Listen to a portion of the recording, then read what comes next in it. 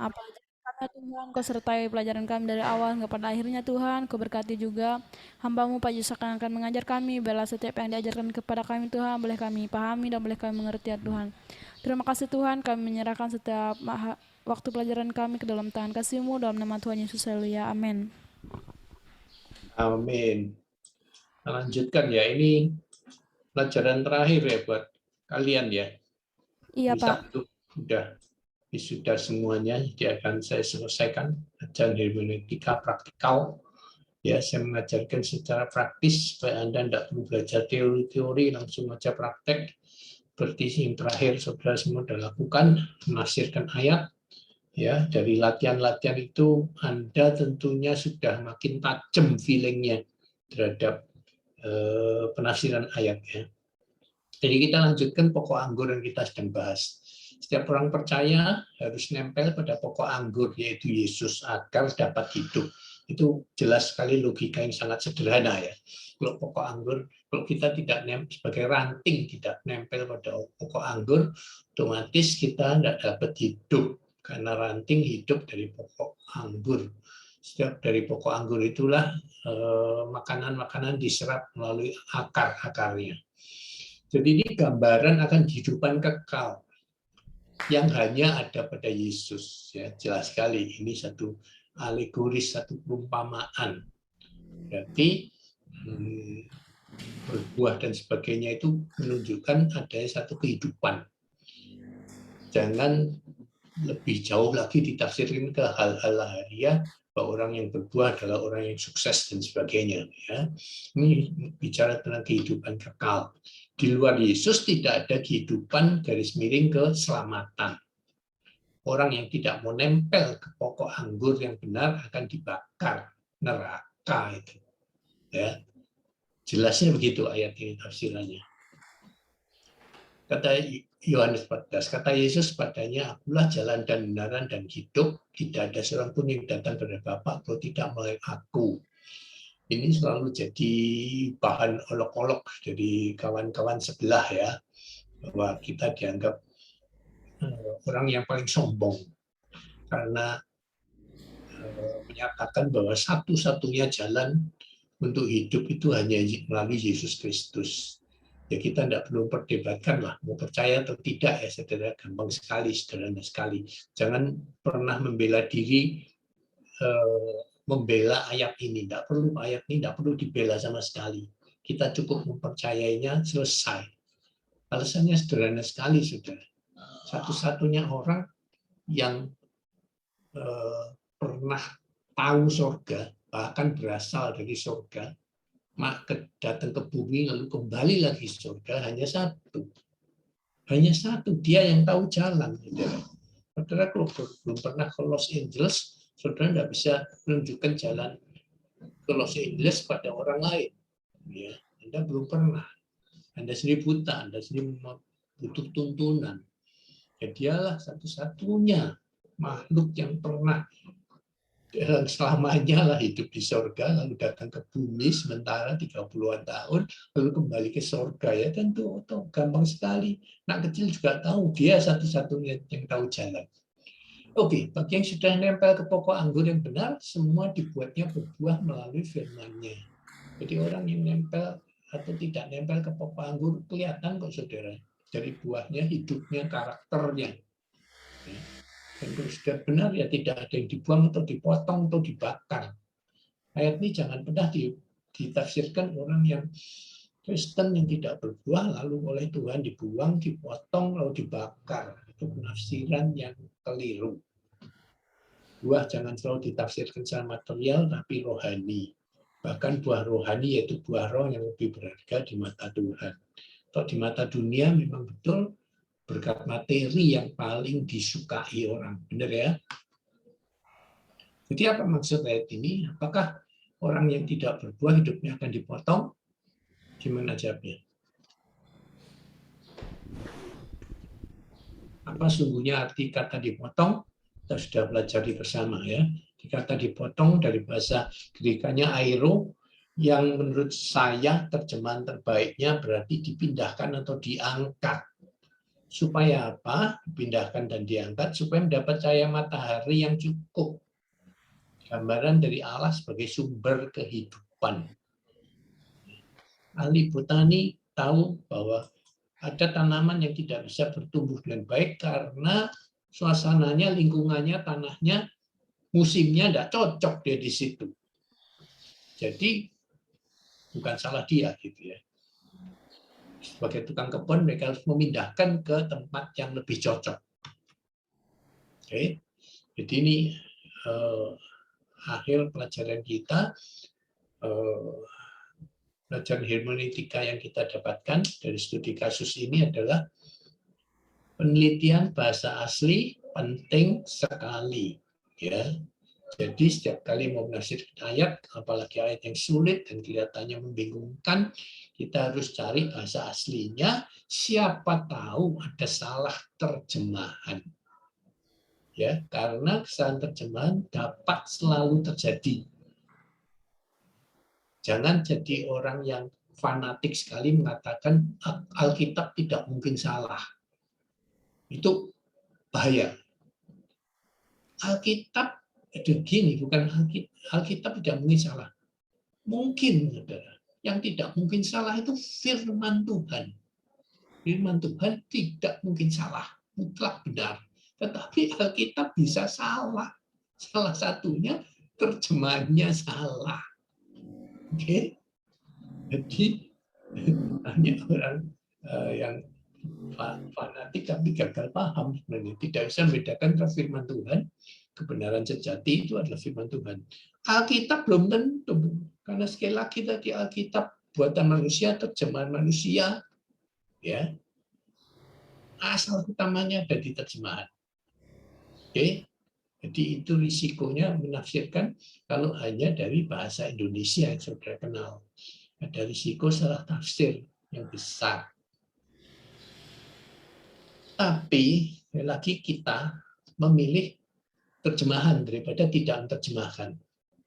Karena lebih sulit belajar bahasa asli, saudara, daripada hanya ngecek bahasa aslinya saja. Ya kan, saudara belajar, saya boleh katakan orang yang belajar bahasa asli, bahasa aslinya aja ada dua masalahnya. Ibrani, Perjanjian Lama, dan Greka, Perjanjian Baru. Susah sekali kan, saudara ya. Kalau saudara kita kan cuma belajar satu bahasa, itu lebih ringan. Apalagi ini bahasa yang kuno sekali. Bahasa Ibrani khususnya adalah bahasa yang sangat kuno, sudah lama sekali sejak dari zaman Perjanjian Lama, sejak kejadian itu sudah ada bahasa Ibrani. Bahasa yang lain kan baru-baru saja semua. Jadi lebih sulit. Bahasa yang sangat kuno itu sangat terpengaruh dengan budaya setempat dan waktu awal bahasa ini.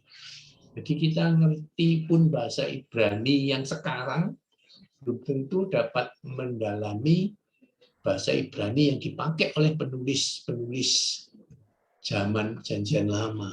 Jadi kesulitannya kompleks sekali. Kompleks sekali kalau kita belajar bahasa aslinya. Lebih simpel, lebih sederhana, lebih bermanfaat menurut saya kalau kita tinggal cari aja kamus, selesai. Ya, setiap kata kita cari kamusnya, lalu kita akan lebih dapat menafsirkan dengan baik. Jadi cek bahasa aslinya saja cukup. Saya tidak merekomendasi untuk belajar bahasanya sendiri. Saya jamin tidak bisa, mereka belajar puluhan tahun juga tidak bisa. Oke. Nah, di sini khusus itu di pokok anggur ini arti simbol itu penting. Jadi ini kan perumpamaan. Perumpamaan selalu simbolik. Ya. Karena dalam setiap perumpamaan seringkali lebih bersifat simbolik daripada harfiah. Jadi jangan ditafsirkan yang simbolik itu secara harfiah. Itu pesan saya untuk perumpamaan. Kalau kita menafsirkan perumpamaan yang banyak sekali Yesus berikan pada kita. Nah, sehingga penafsiran secara simbolik perlu kita pelajari dengan baik-baik. Nah, itu bidang hermeneutika khusus yang cukup dalam dan luas, yaitu namanya alegori. Alegoris, penafsiran alegoris. Itu adalah ilmu hermeneutika, cabang ilmu hermeneutika yang khusus mempelajari arti-arti simbol-simbol yang sering dipakai di Alkitab. Ya, itu satu bidang tersendiri. Nggak gampang ini. Ini perlu belajar cukup dalam. Jadi, bagi akhir pelajaran hari ini, saya akan summary lagi semua kunci-kunci hermeneutika yang sudah saudara pelajari, yang sudah saya bagikan selama hampir 2 tahun ini pada saudara. Nomor 1, ingat kisah kelahiran Yesus. Saya jadikan case study yang pertama, di mana hasilnya kita menemukan kunci pertama untuk menafsirkan ayat Alkitab adalah baca dengan apa, saudara? Teliti. Teliti, sangat teliti. Oke, saya harus tambahkan di sini, sangat teliti. Baca dengan sangat teliti. Bila perlu, dengan penelitian. Nah, saudara setelah membaca dengan teliti, kemudian setelah belajar ini semuanya, saya menganjurkan, menyarankan, mendorong Anda untuk mulai melakukan riset atau penelitian. Riset atau penelitian itu satu level lebih tinggi daripada hanya membaca dengan teliti. Oke, baca dengan teliti dasar, prinsip itu utama. Sebab ketika kita tidak baca dengan teliti, Natal itu sampai sekarang rancu. 90% orang Kristen menganggap orang Majus itu datang pada hari kelahiran Tuhan Yesus. Sampai hari ini. Sampai hari ini. Bahkan pendeta-pendeta pun masih banyak yang belum tahu bahwa orang Majus itu terlambat datangnya untuk menyaksikan kelahiran Yesus, terlambat 2 tahun. Di gambar-gambar di sandiwara Natal selalu ada Yusuf, Maria, lalu boneka Yesus, biasanya pakai boneka di panggung-panggung itu, lalu ada gembala-gembala, ada binatang-binatang, lalu ada 3 orang Majus berlutut membawa emas, kemenyan, dan mur dalam satu peristiwa. Itu satu contoh baca dengan tidak teliti. Hasilnya antara fakta dan tafsirannya beda sekali. Orang Majus tidak pernah datang ke Bethlehem. Dia telat. Orang Majus ketemu Yesus di Nazaret, di rumahnya Yusuf Maria. Yesus sudah bukan bayi baru lahir, tapi sudah menjadi anak kecil yang sudah lari-lari. Tidak pernah kan digambarkan orang Majus ketemu Yesus lari-lari. Padahal itu kebenaran faktanya. The real truth, saya bilang. Kebenaran yang sejati di situ. Oke, jadi karena baca tidak teliti. Ahli teologi pun 80-90% masih beranggapan itu satu peristiwa yang sama antara gembala dan orang Majus. Kalau tanya siapa saksi kelahiran Yesus, gembala dan orang Majus. Salah. Ya. Saksi kelahiran Yesus cuma gembala. Titik. Saksi kelahiran ya, waktu hari lahirnya ya. Orang Majus baru datang 2 tahun kemudian. Oke. Terus soal Yesus lahir di kandang binatang, bukan? Iya, di kandang domba. Belum tentu. Tidak pernah dikatakan di kandang. Baca dengan teliti. Tidak pernah ada kata kandang binatang. Tidak pernah ada. Yang ada hanya Yesus ditidurkan di atas palungan. Sehingga ditafsirkan kemungkinan di kandang. Bisa benar, bisa tidak. Saya nggak tahu faktanya. Tapi ahli-ahli arkeologi, tidak campur ahli sejarah dan sebagainya, lebih cenderung pada penafsiran Yesus melahirkan di basement, ruang bawah tanah dari sebuah penginapan. Yang pada zaman itu, setiap penginapan seperti rumah panggung. Di Kalimantan kan banyak rumah panggung ya, Anda tahu ya. Orang tinggal di atasnya, lalu bawahnya itu binatang piaraannya. Nah, rumah panggung untuk penginapan atau rumah-rumah orang kaya pada zaman itu umumnya dipakai sebagai parkiran kendaraan. Terus sekarang di mall, kantor-kantor bertingkat tinggi itu basement dijadikan parkiran mobil kan. Nah, zaman dulu juga pakai prinsip yang sama, cuman yang diparkir tentu saja bukan mobil, tetapi kendaraan mereka, tunggangan mereka zaman itu. Ya, jadi mungkin sekali itu hanya tempat basement, tempat parkir binatang-binatang, kendaraan, keledai, unta, kuda, dan sebagainya.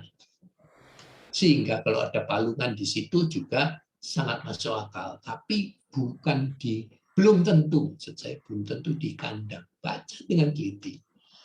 Kemudian kalau Anda baca dengan teliti juga ada pertanyaan, malaikat mengatakan, pada hari ini telah lahir bagimu sang penebus. Itu berita malaikat kepada gembala pada malam Natal itu. Nah, pertanyaannya sekarang Yesus, kalau boleh ditafsirkan, lahir pagi atau lahir siang atau lahir malam? Ayo, gimana? Ayo, yang dengan teliti baca. Menurut Anda paling masuk akal, paling bisa dipertanggungjawabkan Yesus kalau ditanya lahirnya pagi, siang atau malam. Karena malaikat hanya mengatakan pada hari ini telah lahir bagimu seorang juru selamat. Nah, perkataan atau berita itu disampaikan malaikat pada malam hari. Pada malam hari, ada para gembala di padang. Jadi pertanyaannya kalau mau lebih detail kita tanya itu ya. Ini demi latihan penelitian baca kita. Itu gimana?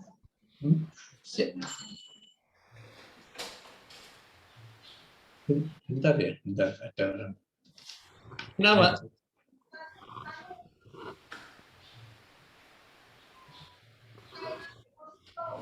Oh ya, taruh aja, sudah diterima aja. Nah, diterima ya.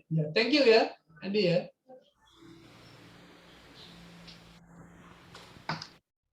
Oke, kita lanjutkan. Jadi gimana? Ada yang mau jawab?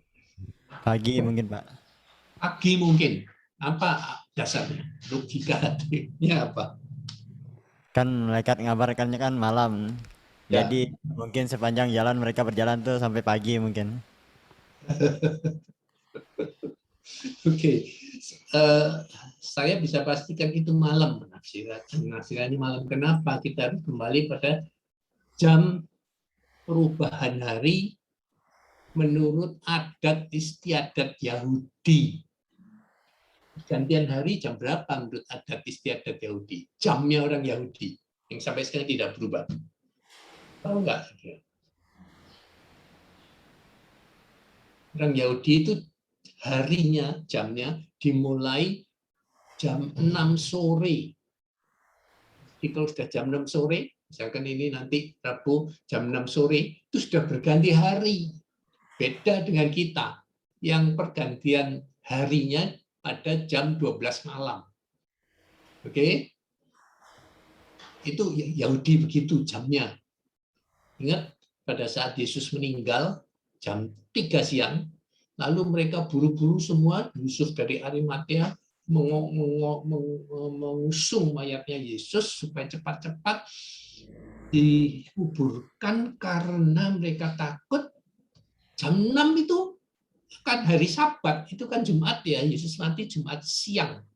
Jadi Jumat jam 6 itu sudah masuk hari Sabat, hari Sabtu. Nah kalau hari Sabtu nggak boleh ngerjain apa-apa. Oke, jadi dari situ pun kita tahu bahwa zaman Yesus pun sudah ada, masih tidak berubah, jam orang Yahudi itu jam 6 sore.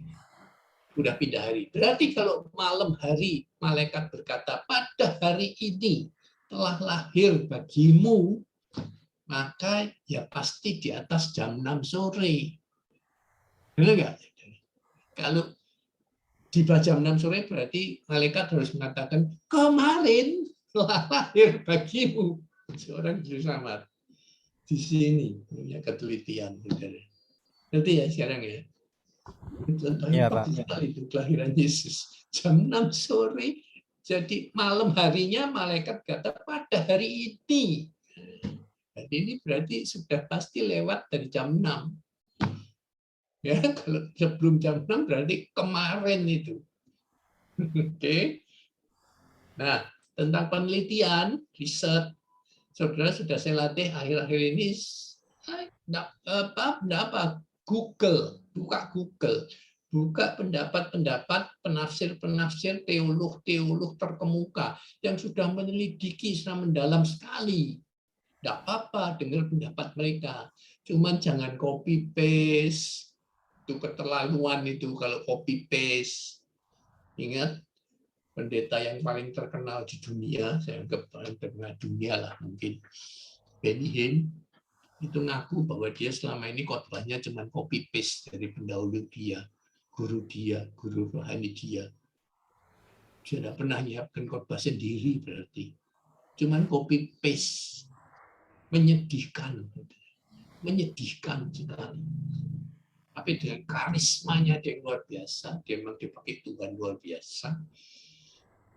Khotbah yang nyontek pun orang percaya banget gitu. Ada banyak tipu-tipunya akhirnya, ketahuan banyak tipu-tipunya itu Benny Hinn. Ya, kalau copy paste seperti itu. Sudah lihat kemajuan bangsa Jepang, bangsa Korea, bangsa Cina. Meniru bukan? Meniru nggak mereka? Meniru Ya, nggak? Meniru, tetapi nggak copy paste. Meniru kemudian ditingkatkan lebih baik daripada yang dia tiru. Disesuaikan dengan kebutuhan pasar. Contohnya Jepang itu waktu pertama kali bikin mobil Toyota, Honda dan sebagainya itu, wah niru sama sekali semua mobil-mobil Amerika. Teknologinya dia bongkar, dia pelajari baik-baik itu. Lalu dia tiru, hasilnya apa? Mobil kecil-kecil yang hemat bahan bakar. Sedangkan mobil Amerika itu besar-besar, cc-nya besar-besar, sangat boros bahan bakar. Karena Amerika orang negara kaya raya, penduduknya dibanding tempat tinggalnya relatif longgar sekali, jalannya lebar-lebar, orang senang kemewahan. Amerika kan begitu ya budayanya. Jadi mobil Amerika itu gede-gede, nggak peduli boros bensin, orang kaya kok. Tapi Jepang tahu, dia mau punya market Asia. Yang padat, dia Jepang negara yang sangat padat. Penduduknya banyak sekali, nomor 4, nomor 5 atau nomor 6 terbaik di dunia, tapi tempatnya kecil, lihat pulaunya kecil sekali. Sehingga saking padatnya di semua rumahnya kecil, mobil juga harus kecil. Tubuh orang Jepang juga jauh lebih kecil dari orang Barat. Mobilnya kecil-kecil, cc-nya kecil-kecil, hemat sekali bahan bakar. Meledaklah pasarnya, khususnya untuk negara berkembang seperti Indonesia. Laku sekali.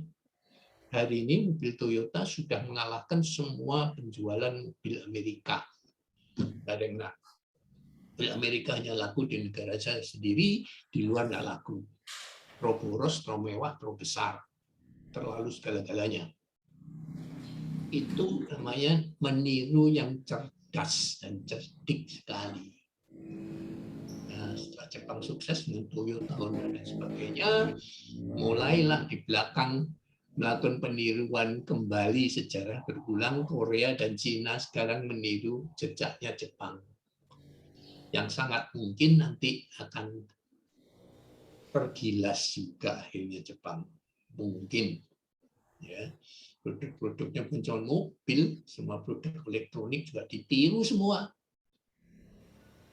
Tapi kalau Cina terutama mainnya di harga. Mobil yang lebih hebat, lebih mewah dari punya Jepang, tapi harganya lebih murah. Wah, menarik sekali.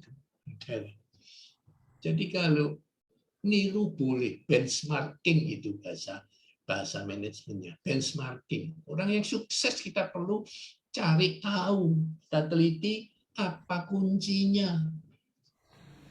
Sehingga kita kalau mau bisa sukses seperti dia, kita boleh ambil kiat-kiatnya, gayanya, kepemimpinannya, apa semuanya boleh ditiru.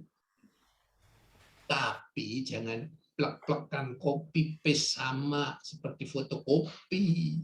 Itu yang tidak baik. Itu selamanya kalau Anda meniru persis fotokopi orang, Anda akan ikut di belakangnya terus.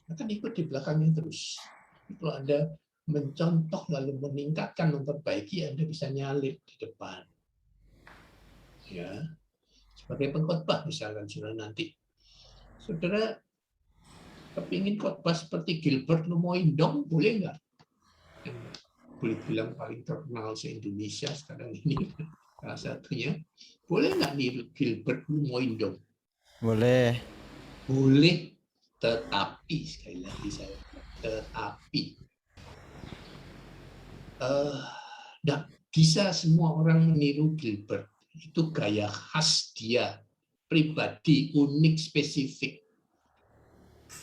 Anda boleh tiru bagian-bagian yang sesuai dengan kepribadian Anda. Jangan yang tidak sesuai dengan kepribadian Anda tiru. Tidak jadi, saudara. Tidak jadi, tidak cocok. Gilbert salah satu kelebihannya yang menonjol adalah khotbahnya segar, penuh humor. Oke, ya kan? Menghibur, entertain. Kalau aliran musik itu dia termasuk aliran pop. Aliran pop. Bukan aliran seriosa.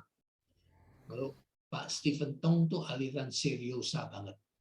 Tidak ada humornya, tidak segar sama sekali, membosankan sekali. Karena dia seriosa. Oke. Nah, Anda cek pribadi Anda termasuk golongan seriosa atau golongan ngepop. Kalau ngepop, ya bisa mengambil sebagian besar dari gaya-gaya Gilbert Lumoindong, nggak apa-apa. Tapi kalau ada orang yang seriosa sekali kan ya, coba di kelas ini siapa yang seriosa, siapa yang ngepop kan tahu aja saudara ya. Orang yang tahu maksud saya ya, yang serius sekali gitu. Yang satu ngepop sekali gitu, suka ngelawak aja. Suka bercanda aja. Itu orang ngepop, saudara ya. Mana yang lebih baik?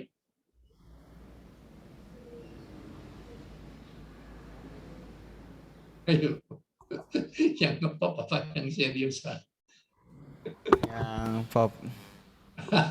Jangan. Tidak ada yang lebih baik. Itu anugerah karunia Tuhan masing-masing. Oke? Yang serius juga bisa. Dia punya penggemar sendiri. Ya, yang seriosa juga, ya kan. Lagu seriosa, penyanyi seriosa aja juga penggemarnya seriosa juga. Ada apa itu? Itu saling melengkapi. Tidak ada yang lebih baik. Oke. Sama dengan gereja, wah ramai sekali, tepuk tangan, loncat-loncat, wah praise and worship-nya luar biasa, ramainya. Ada yang gereja yang tenang sekali, nikmat sekali, sopan sekali kalau menyanyi, sopan sekali, musiknya juga sopan lembut sekali. Mana yang lebih baik? Semuanya baik. Iya, udah seperti itu. Jangan menghakimi. Kalau yang loncat-loncat juga bilang, membosankan, itu gereja yang paling menyedihkan, tidak ada Roh Kudus. Itu kelewat batas. Tidak boleh seperti itu. Ya ada penggemarnya sendiri. Orang yang di gereja yang tenang, khusyuk, hikmat, itu termasuk golongan seriusa. Ya ada penggemarnya dan jemaatnya sendiri. Terus semua gereja ramai loncat-loncat, teriak-teriak semua, ya kasihan orang-orang yang terutama sudah tua. Saya kalau di gereja terus terang saya pakai sumpel telinga. Saya udah tua, nggak bisa ngikutin praise and worship-nya anak-anak muda. Kalau anak-anak muda, semakin keras semakin bagus kan. Nggak apa-apa, saya mengizinkan di gereja saya teriak, tapi saya agak sumpel, saudara. Supaya sudah teman saya seumuran sama saya, ya, gerejanya sama, dia ngembalakan di Singapura. Lalu suatu kali dia mungkin terasa ya, dia cek ke ahli THT, telinga tenggorokan hidung di Singapura. Langsung dicek pendengarannya, dokternya bilang pendengaran kamu tinggal 40%. Tinggal 40%. Lantas dokternya nyambung bicara, kamu gereja karismatik ya? Teman saya terkejut dan kok tahu dokter? Oh banyak pasien saya di gereja karismatik. Musiknya terlalu keras, merusak pendengaran. Rusaknya bukan 1-2 tahun. Setelah 20-30 tahun diekspos terus dengan suara seperti itu, bisa rusak. Saya tidak mengatakan pasti rusak, bisa rusak. Karena saya tahu setelah itu ya saya sumpel telinga saya eman-eman telinga saya rusak beneran. Kami saya tidak melarang itu baik, Pak. Sekarang banyak penggemarnya sih ya. Sekarang rasanya lebih banyak penggemarnya yang ramai seperti itu. Kuat-kuatan buatnya sound systemnya sekarang ini. Itu tren zamannya memang begitu. Jadi ya saya ikuti. Oke, jadi sekali lagi jangan sering menghakimi ya. Baca. Oke, cek arti bahasa aslinya yang kedua ya. Terakhir kasus kita pokok anggur jelas sekali, cek arti bahasa aslinya sehingga kita menemukan adanya terjemahan yang kurang tepat. Ya, kurang tepat. Terjemahannya aero adalah lebih tepat kalau diterjemahkan diangkat atau dipindahkan. Oke. Dan sekali lagi ini tidak sedikit ya ketidakakuratan terjemahan. Bahasa apapun juga, bukan cuma bahasa Indonesia, Alkitab bahasa Indonesia yang kurang tepat, tapi bahasa apapun juga Alkitab, kemungkinan ketidakakuratan terjemahan sangat mungkin terjadi karena kita tahu kan masalahnya di terjemahan itu. Satu kata di satu bahasa seringkali mempunyai beberapa arti. Ya kan? Itu normal sekali. Jadi si penerjemah itu selalu dihadapi pada tantangan. Kata ini sebaiknya tepatnya diterjemahkan ke yang mana? Ada begitu banyak arti di kamus, sudah buka setiap kata di kamus. Pasti ada beberapa kamus Inggris-Indonesia atau kamus apapun juga. Satu kata, terjemahannya itu banyak. Itulah kesulitan atau terjemahan.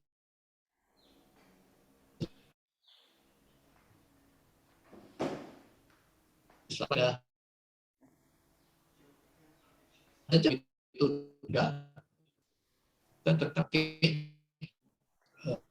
terjemahan, tapi kita sebagai penafsir khususnya harus waspada.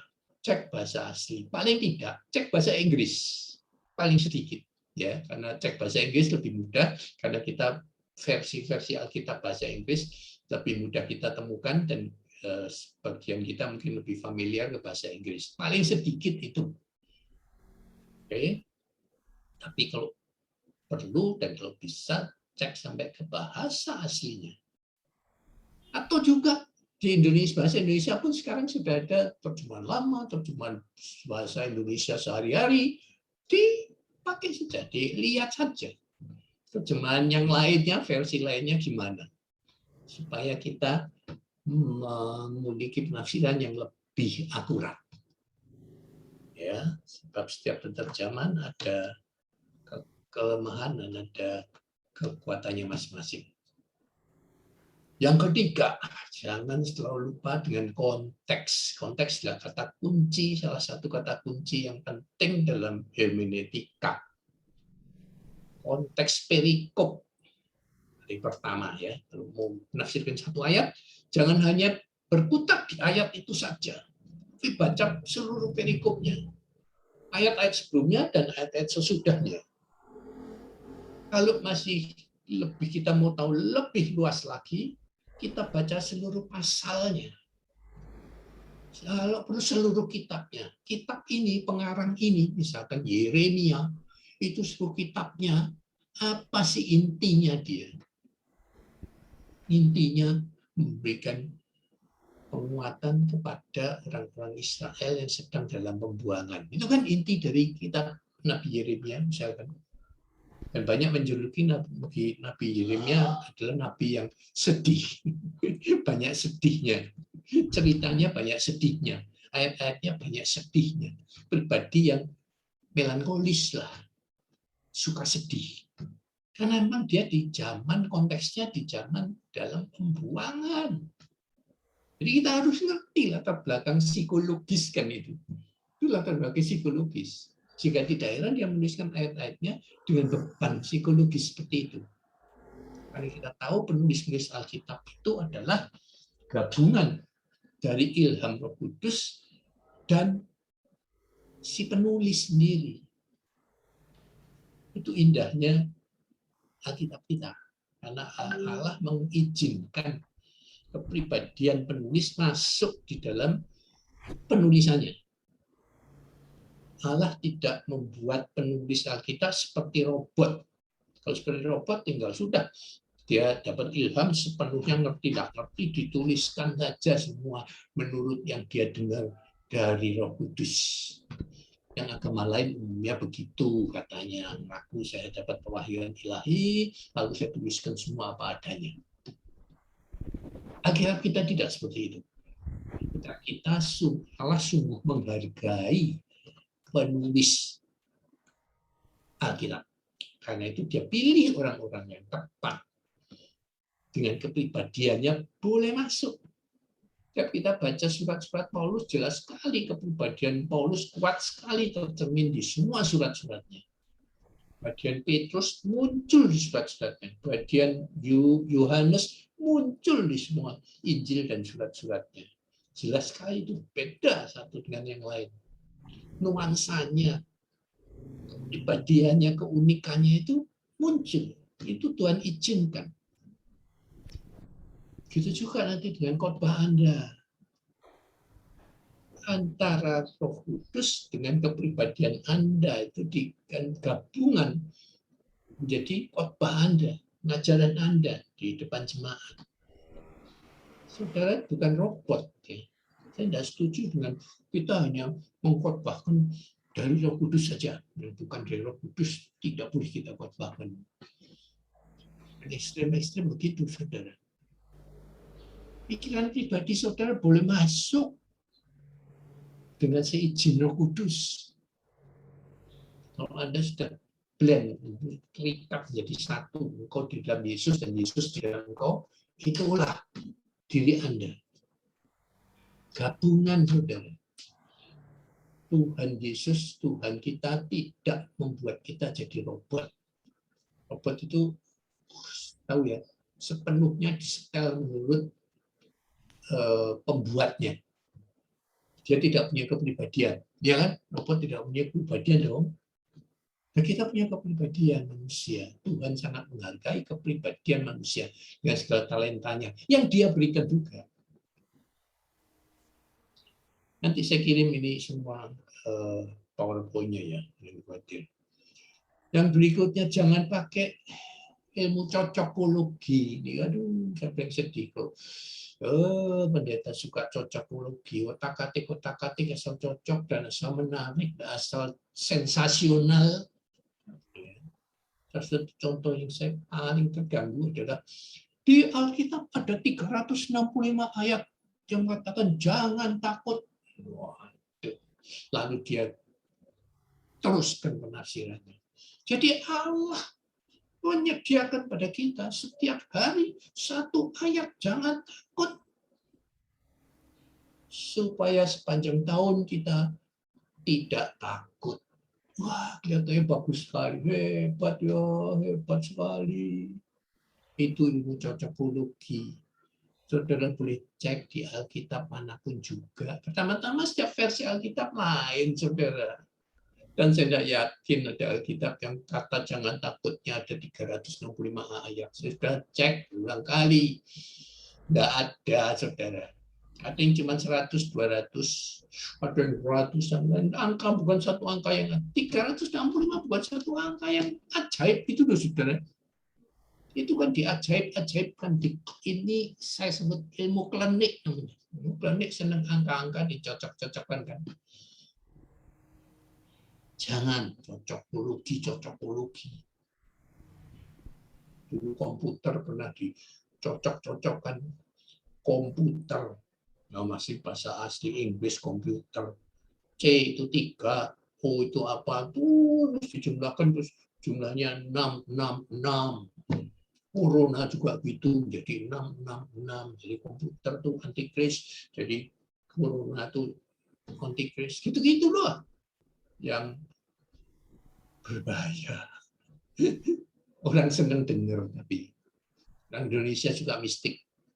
Senang yang begitu-begitu. Wah, cocok ya, hebat ya Alkitab. Loh, nggak usah segala ilmu cocokologi Alkitab sudah hebat, saudara. Benar nggak, saudara? Jangan takut, itu ayatnya banyak sekali.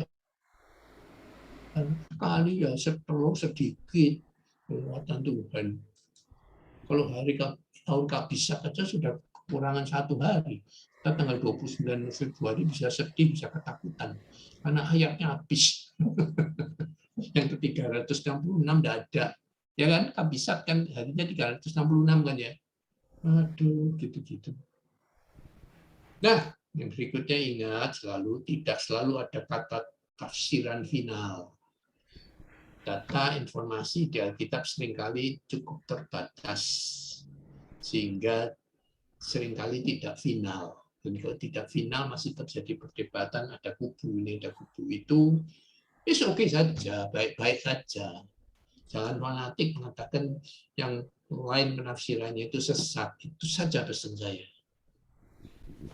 Itu saja. Jangan pernah menyesatkan penafsiran orang lain. Baptis selam, baptis percik, soal apa, soal kremasi boleh atau enggak, soal berjudi boleh atau enggak. Baik, sekarang saya cek semua saudara, boleh enggak berjudi Alkitab? Enggak. Enggak ada ayatnya. Tidak ada ayatnya. Ya, enggak ada. Enggak ada. Bahkan seringkali, banyak kali kejadian orang-orang tokoh-tokoh Alkitab memutuskan sesuatu melalui undian, diundi. Urim dan Tumim, perjanjian lama itu alat undian bangsa Yahudi zaman kuno. Lalu zaman PB, salah satu contoh ketika mencari pengganti Yudas Iskariot, mereka pakai apa? Cari apa? Cara apa? Undi. Nah, diundi. Jadi sebenarnya sederhana. Judi memang tidak baik. Oke. Itu satu sikap cari jalan pintas cepat kaya. Benar, judi kan itu kejelekannya. Tapi menurut saya itu bukan dosa, tetapi itu melanggar prinsip Alkitab. Kalau nanti kita bicara berikutnya, hukum dan prinsip Alkitab. Ingat, ada hukum Alkitab, ada prinsip Alkitab. Berjudi menurut saya, menurut tafsiran saya, sekali lagi ada yang tidak setuju, termasuk prinsip Alkitab, judi itu. tidak berdosa kalau engkau lakukan. Tetapi Allah cenderung tidak suka kalau engkau berjudi, karena engkau sudah dekat sekali dengan kejatuhan. Ya kan, orang judi kan mudah sekali jadi bangkrut kan ya. Atau Ya. bahkan menggadaikan rumahnya, menggadaikan istrinya demi judi. Nah, yang seperti itu akibat ikutannya, efek sampingnya yang berbahaya sekali, sehingga sebaiknya kita tidak lakukan. Ya, kalau saya tanya, boleh nggak judi, lebih baik enggak lah. Buat apa? Lebih baik kerja keras kalau mau sukses.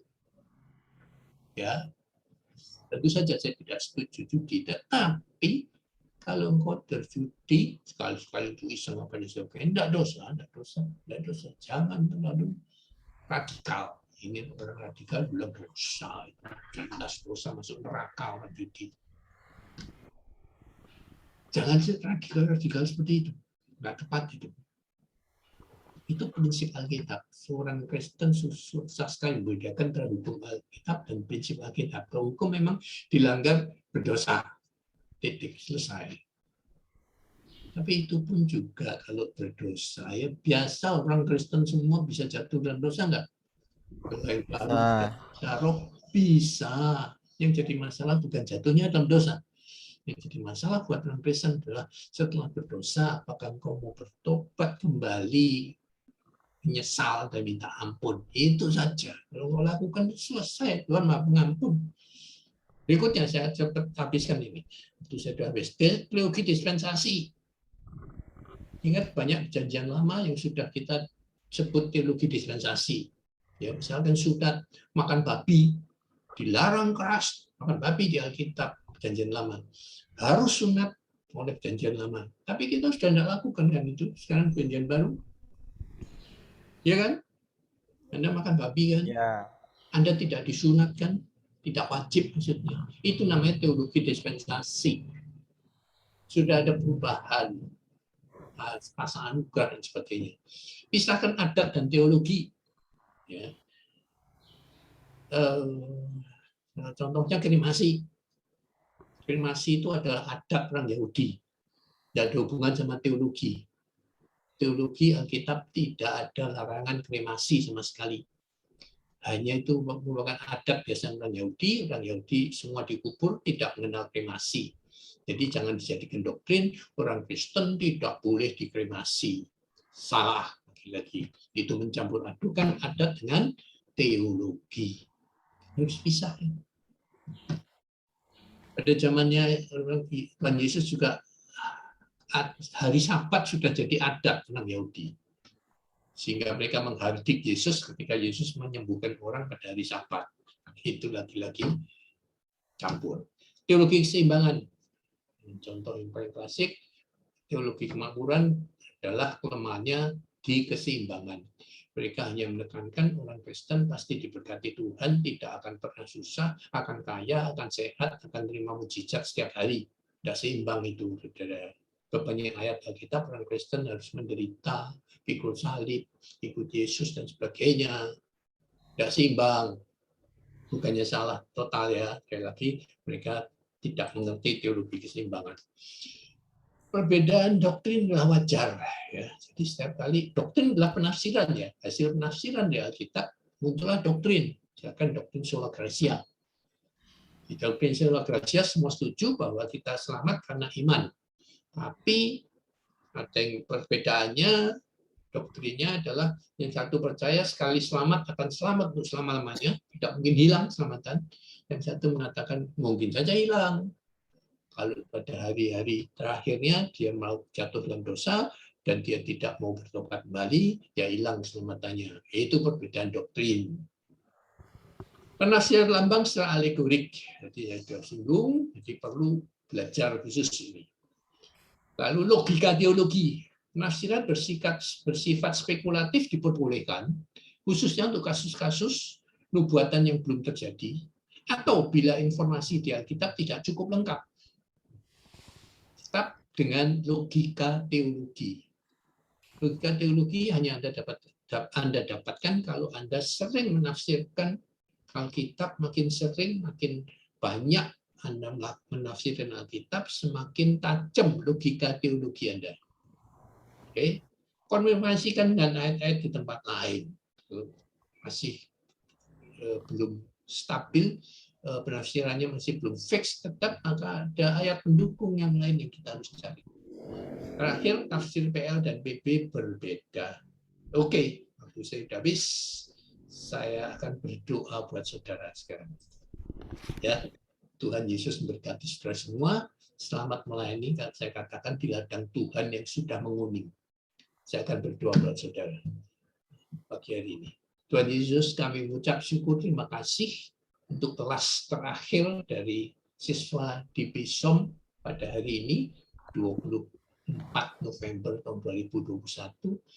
Karena mereka sudah menyelesaikan studi mereka secara resmi, dan tanggal 27 akan diwisuda, siap untuk melayani di ladang Tuhan yang sedang menguning.